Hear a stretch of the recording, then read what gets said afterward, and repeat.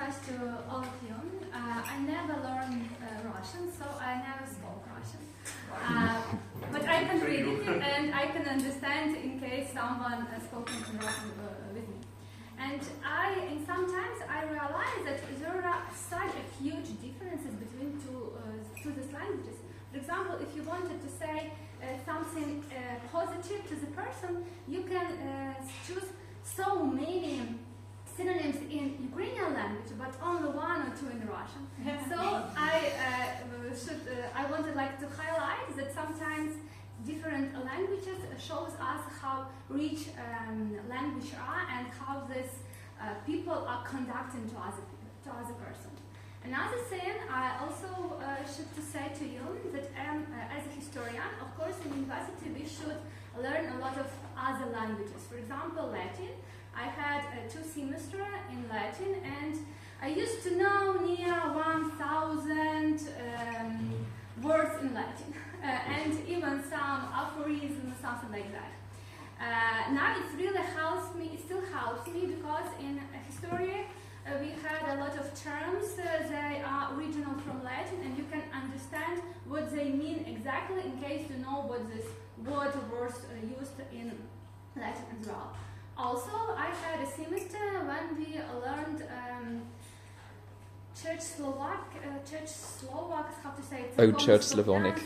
Something like that language. I still can't communicate in the language, but we had a dictionary and we used to translate a lot of texts from the original and into our nowadays. It was really cool attraction. Every time you found something new and you understand why, for example, months in Ukrainian language spelling in this way and not in that way as in English, for example, as well.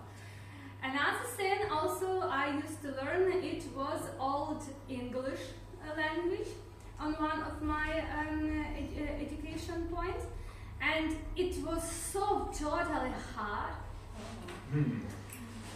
They developed, this language is developed as our Ukrainian language are now still developed, and they don't have such a strict order of the words and such a strict endings of the words.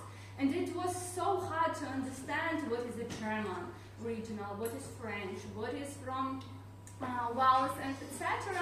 And at these lessons, we need to understand what they, from which period of the history this text belongs to, because in case, because according to the history of UK, a lot of tribes invaded this territory, and all their language is also combined with the inheritance. So why I raised your hand? I wanted just to encourage you to try to, not to go maybe deeply, but to go in some interesting things which really helps you to make your world as richer as we can. And last week I started to study Krim Tatars language, so in the next speeches I will share with you my experience about it.